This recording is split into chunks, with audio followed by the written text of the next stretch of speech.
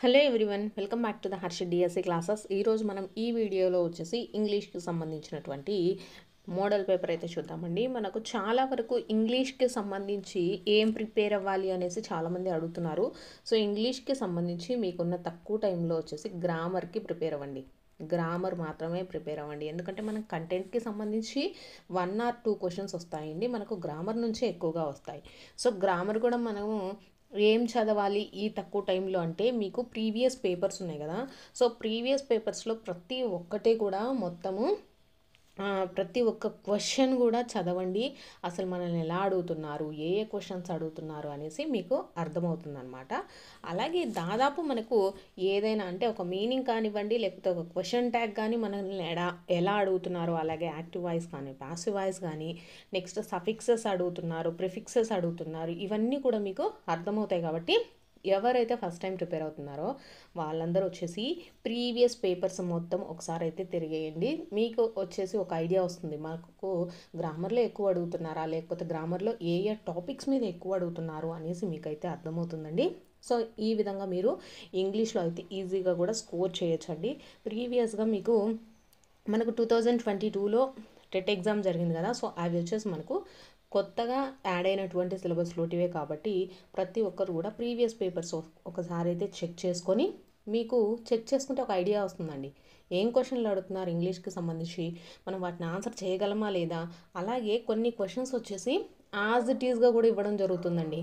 అన్నీ ఇస్తారా అంటే తెలియదు, కానీ కొన్ని క్వశ్చన్స్కి యాజ్ ఇట్ ఈస్గా మనకు అదే పాసివ్ వాయిస్ కానీ, లేకపోతే కాంపౌండ్ సెంటెన్స్కి కానీ, లేకపోతే కొన్ని స్టేట్మెంట్స్ ఉంటాయి కదా, సఫిక్సెస్ ఎక్కడ యాడ్ చేయాలి, ప్రిఫిక్సెస్ ఎక్కడ యాడ్ చేయాలి అనేటటువంటి మనకు కామన్ థింగ్స్ కూడా ఒక్కొక్కసారి మర్చిపోతూ ఉంటాము. మీకు అవన్నీ కూడా రివైజ్ అయినట్టు ఉంటుంది. అలాగే మీరు చాలా వరకు కొంచెం కాన్ఫిడెన్స్ అనేది వస్తుంది. మీరైతే ప్రతి ఒక్కరు కూడా ప్రీవియస్కి సంబంధించినటువంటి ఇంగ్లీష్కి సంబంధించి ప్రతి ఒక్కటి కూడా మీరు ఏ టాపిక్స్ అడుగుతున్నారో అలాగే వాటిని అన్నిటినీ సాల్వ్ చేయండి. మీకు ఈజీగా అయితే ఏమి చదవకపోయినా సరే, అంటే ఓన్లీ ప్రీవియస్ పేపర్స్ బాగా 1-2 సార్లు చూసుకున్న 20 మార్క్స్ వరకు ఈజీగా స్కోర్ చేయొచ్చండి. కాబట్టి గ్రామర్కి సంబంధించి మనల్ని గ్రామరే ఎక్కువ ఉంటుందండి ఇంగ్లీష్లో. ప్రీవియస్ పేపర్స్ అన్నీ అయితే తిరిగేయండి. అలాగే ప్రతి ఒక్కటి క్లియర్గా చూసుకోండి. మీరు చదివే క్వశ్చన్లో అసలు ఎందుకు ఇవ్వట్లేదు అంటే, మిగతా ఆప్షన్స్ ఎందుకు కరెక్ట్ కాదు అనేటటువంటిది కూడా క్లియర్గా చదవండి. మీకైతే ఈజీగా 20 మార్క్స్ మీరు తెచ్చుకోవచ్చండి. సో ఫస్ట్ క్వశ్చన్ అయితే చూద్దామండి. Some of the food dash by me yesterday అనేసి ఇచ్చారు. So choose the correct tense from to fill in the blanks అని ఇచ్చేసారండి. సో ఇక్కడ మనం క్వశ్చన్ చూసుకుంటే some of the food dash by me yesterday అనేసి ఇచ్చారు. ఆప్షన్స్ చూసుకున్నట్లయితే wasted, is wasted, was wasting, was wasted అనేసి ఇచ్చారు. ఇక్కడ మనకు ఎస్టర్డే అంటే ఏంటండి, ఇది మనకు ప్రజెంట్ టెన్స్ అయితే కాదు, అలాగే ఫ్యూచర్ టెన్స్ కూడా కాదు. సో పాస్ట్ టెన్స్, నిన్న జరిగింది కాబట్టి ఇది పాస్ట్ టెన్స్లో ఉంది. సో మనకు ఇక్కడ యూజ్ చేసేటటువంటి సెంటెన్స్ కూడా మనకు పాస్ట్ టెన్స్లోనే ఉండాలి. ఇక్కడ వాజ్ వేస్టెడ్ అనేది మనకు ఇక్కడ వేస్టెడ్ అనేసి ఇచ్చారు. సో ఇది అనేది మనకు ఫిట్ అవ్వదు. ఇక్కడ ఈజ్ వేస్టెడ్ అనేసి ఇచ్చారు. ఈజ్ తర్వాత మనకు ఇంఫామ్ కానీ V1 కానీ ఉంటుందండి. వేస్టెడ్ అనేది రాదు, V3 అనేది రాదు. సో నెక్స్ట్ థర్డ్ ఆప్షన్ చూసుకున్నట్లయితే వాజ్ వేస్టింగ్ అనేది ఉండదండి. ప్రెజెంట్ టెన్స్లో మనము వాజ్ వేస్టింగ్ అనేది యూస్ చేయం. కాబట్టి ఫోర్త్ ఆప్షన్ కరెక్ట్ అండి, వాజ్ వేస్టెడ్. ఇది వచ్చేసి మనకు పాస్ట్ టెన్స్లో ఉంది, కరెక్ట్గా ఉంది. వెర్బ్ ఫామ్ కరెక్ట్గా ఉంది, అలాగే వాజ్ కూడా కరెక్ట్గా ఉంది. కాబట్టి ఇది correct answer. Some of the food was wasted by me yesterday. So fourth option is the right answer. Next question చూద్దాము. Do not tell anybody, choose the correct question tag అనేసి ఇచ్చారండి. సో ఇక్కడ మనకు డు నాట్ టెల్ ఎనీబడి అంటే ఎవరికి చెప్పవద్దు. ఇది వచ్చేసి మనకు ఆల్రెడీ నెగిటివ్ స్టేట్మెంట్స్కి మనకు పాజిటివ్ క్వశ్చన్ ట్యాగ్ వస్తుందండి. ఇక్కడ డు నాట్ టెల్ ఎనీబడి అనేది నెగిటివ్ స్టేట్మెంట్ కాబట్టి మనకు పాజిటివ్లో క్వశ్చన్ ట్యాగ్ ఆన్సర్ అనేది పాజిటివ్లో ఉంటుంది. సో ఏం రాస్తాం, మనకు విల్ యూ అనేది వస్తుందండి. Will you, do not tell anybody అంటే క్వశ్చన్ ట్యాగ్ ఏంటి, విల్ యూ. నెక్స్ట్ వచ్చేసి Swami replied respectfully, that is mother had been suffering from fever. Swami rappelled respectfully that his mother had been suffering from fever. The underlined word respectfully indicates, ఇక్కడ మనకు స్వామి వచ్చేసి వాళ్ళ అమ్మకి సమాధానం అయితే చెప్తూ ఉన్నాడు. ఎలా అంటే రెస్పెక్ట్ఫుల్గా చెప్తూ ఉన్నాడు. కాబట్టి రెస్పెక్ట్ఫుల్ అనేది మనకు ఏం ఇండికేట్ చేస్తుంది అనేసి ఇచ్చారు.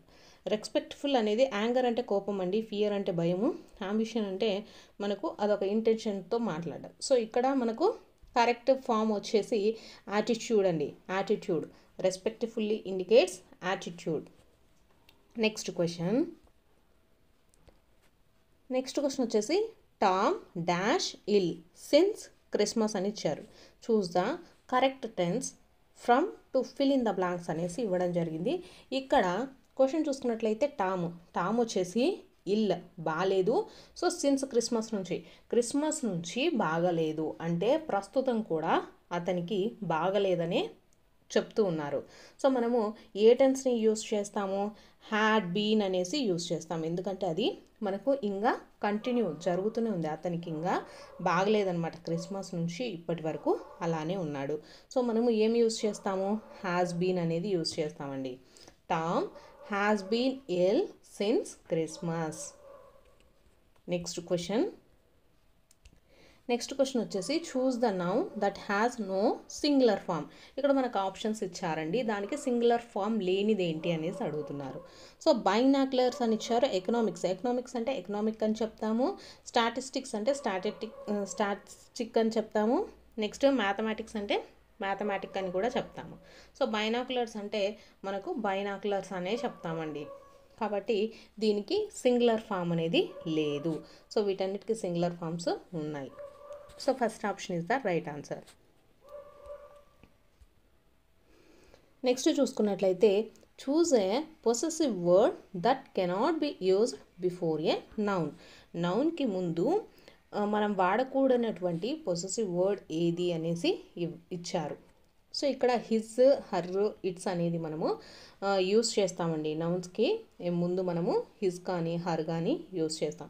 సో అవర్స్ అనేది యూస్ చేయం. So option 3 is the right answer. Next question చూసుకున్నట్లయితే choose the semi modal verb from the following. Semi modal verb అనేది మనము కనుక్కోవాలండి. ఇచ్చినటువంటి వాటిలో ఇవి వచ్చేసి మనకు కెన్, కుడ్, మే అనేది మోడల్ వర్బ్స్ అండి. మనకు సెమీ మోడల్ వర్బ్ అడిగారు కాబట్టి ఆప్షన్ 4 అనేది అవుతుంది. బీ సపోజ్డ్ టు అనేది సెమీ మోడల్ వర్బ్. ఇవి వచ్చేసి మోడల్ వర్బ్స్ అండి. కెన్, కుడ్, మే ఇవన్నీ మోడల్ వర్బ్స్. ఇది semi modal verb. So option 4 is the right answer. Next question చూసుకున్నట్లయితే రో your boat gently dash the stream.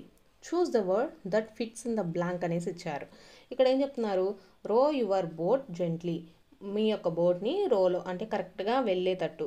Along the stream అంటే ఆ నది పైన నది ఎలా అయితే వెళ్తుందో అలాగే దాని వెంబడి వెళ్ళమని చెప్తున్నారనమాట.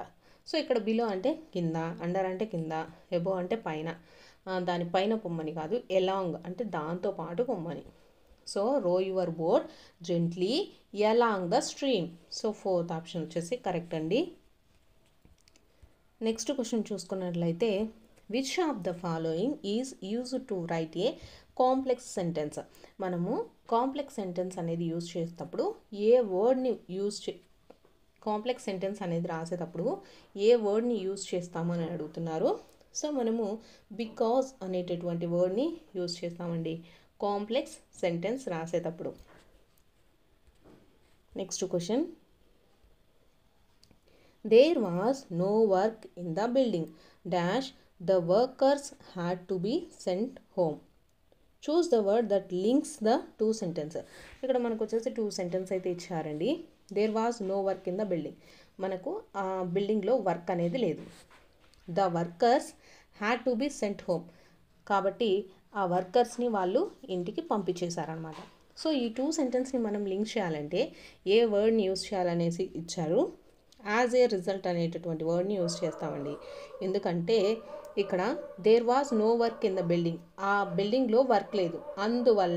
ఎందువల్ల బిల్డింగ్లో వర్క్ లేదు కాబట్టి ఇక్కడ వర్కర్స్ని వాళ్ళు ఇంటికి పంపించేశారు. అందువల్ల అనేటటువంటి మీనింగ్ మనకు దేంట్లో వస్తుంది? As a result. As a result. So option 3 is the right answer. Next question.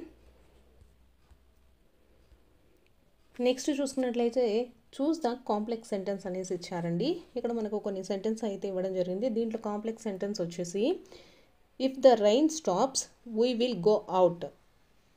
ఇది వచ్చేసి మనకు కాంప్లెక్స్ సెంటెన్స్ అండి. ఎందుకంటే ఇక్కడ వచ్చేసి మనకు 2 సెంటెన్స్ ఉన్నాయండి. వెన్ ద రైన్ స్టాప్స్, మనకు వర్షం తగ్గినట్లయితే వీ విల్ గో అవుట్, మనము బయటికి వెళ్దాము. కాబట్టి ఇది మనకు కాంప్లెక్స్ సెంటెన్స్ అనేది అవుతుంది. Next question. ఇవి వచ్చేసి మిగిలినవి కాంపౌండ్ సెంటెన్స్ అండి. ఇదొక్కటి మాత్రం మనకు కాంప్లెక్స్ సెంటెన్స్ అనేది అవుతుంది. నెక్స్ట్ వచ్చేసి Ratan is making pots. Choose the passive form for is making. మనకు ఈజ్ మేకింగ్ అనేటటువంటి దానికి పాసివ్ ఫామ్ ఏమవుతుంది అనేసి ఇచ్చారు. ఈజ్ మేకింగ్ అనే దానికి పాసివ్ ఫామ్ వచ్చేసి మనకు ఆర్ బీయింగ్ మేడ్ అనేసి వస్తుందండి. Or being made. Next question. వచ్చేసి choose the correct meaning of the word underline అని ఇచ్చారు. The earrings word meagre అనేసి ఇవ్వడం జరిగింది. సో మ్యాగ్రీ అనే దానికి మీనింగ్ ఏంటి అనేసి అడుగుతున్నారు. మ్యాగ్రీ అంటే వెరీ స్మాల్ అండి. మ్యాగ్రీ అంటే అర్థం ఏంటంటే వెరీ స్మాల్. నెక్స్ట్ క్వశ్చన్ చూద్దాం.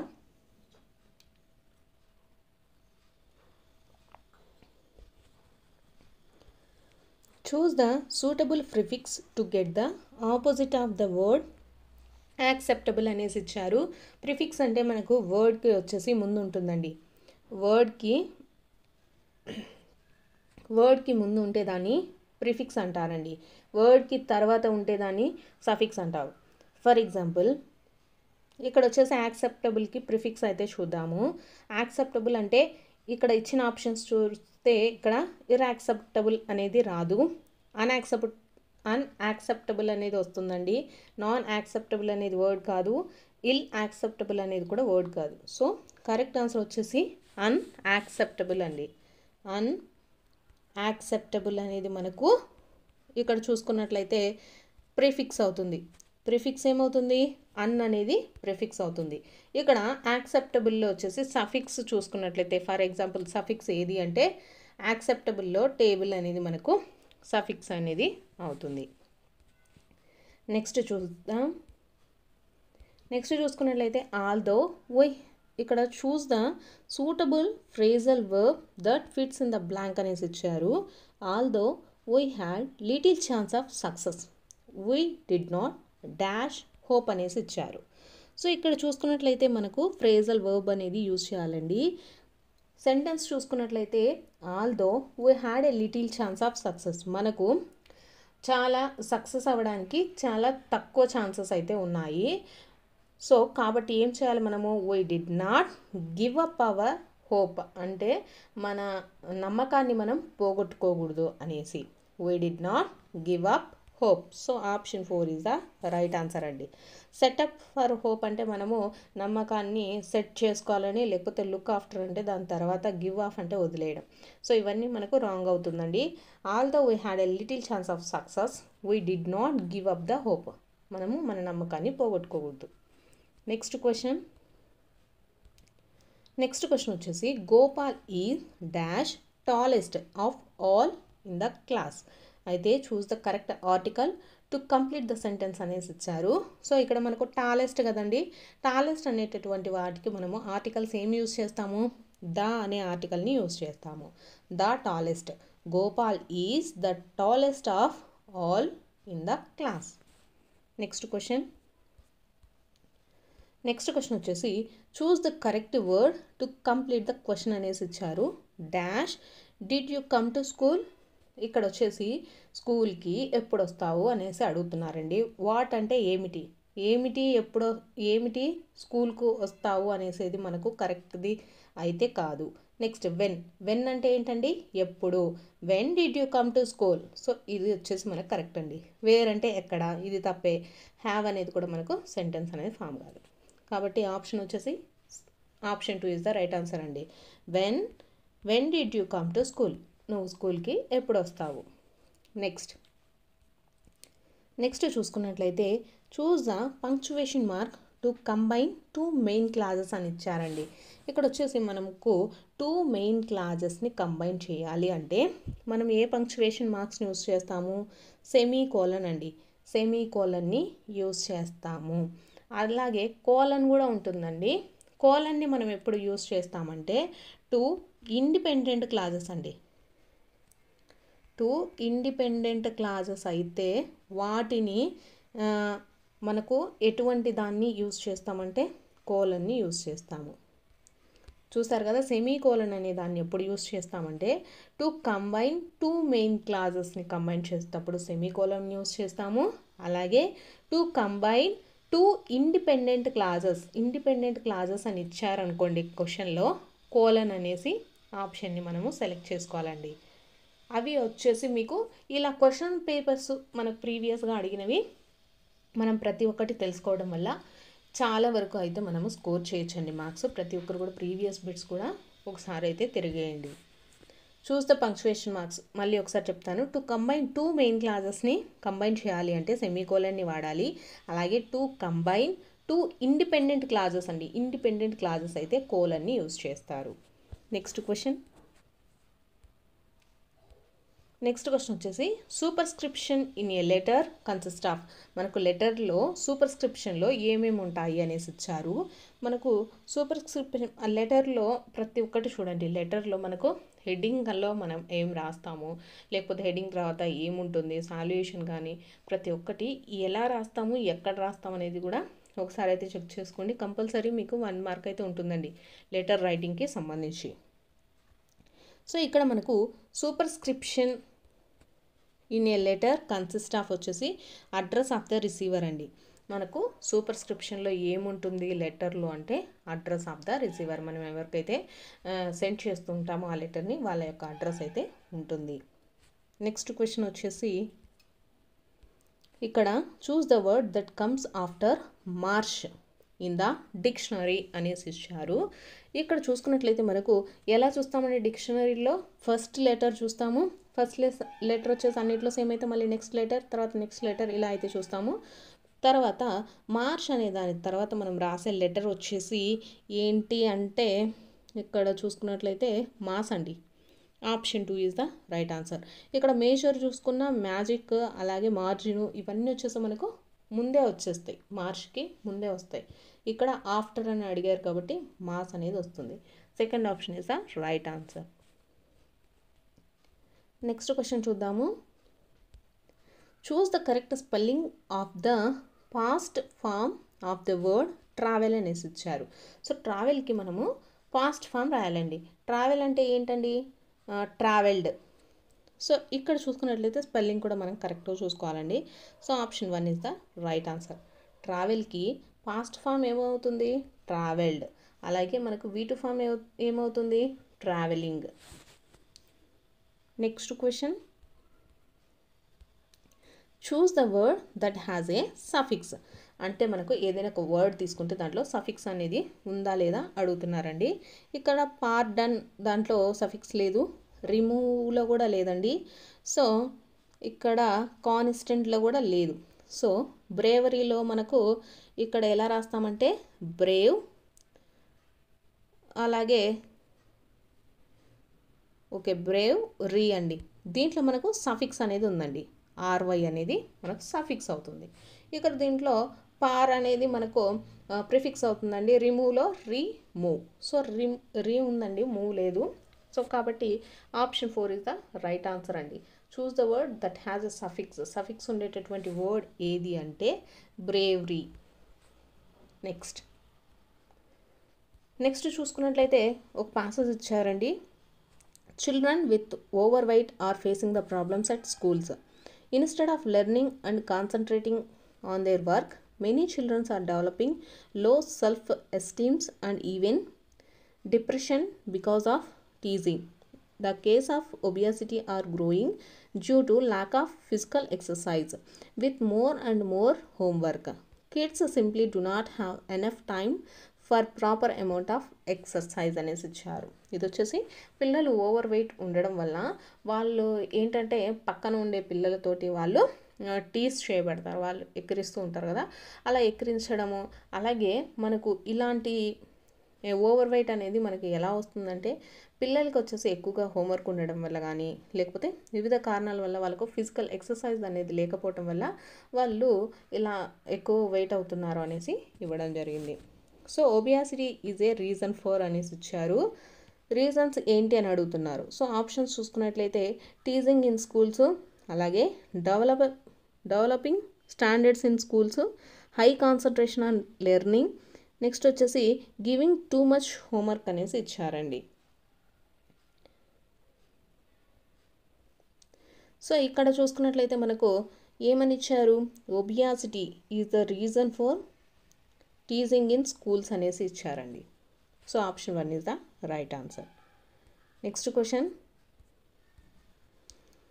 క్వశ్చన్ చూసుకున్నట్లయితే kids do not have enough time for physical exercise because of అనేసి ఇచ్చారు. పిల్లలకి టైం అనేది సరిపోవట్లేదు ఎక్సర్సైజ్ చేయడానికి, ఎందుకంటే టూ మచ్ ఆఫ్ హోంవర్క్ అండి.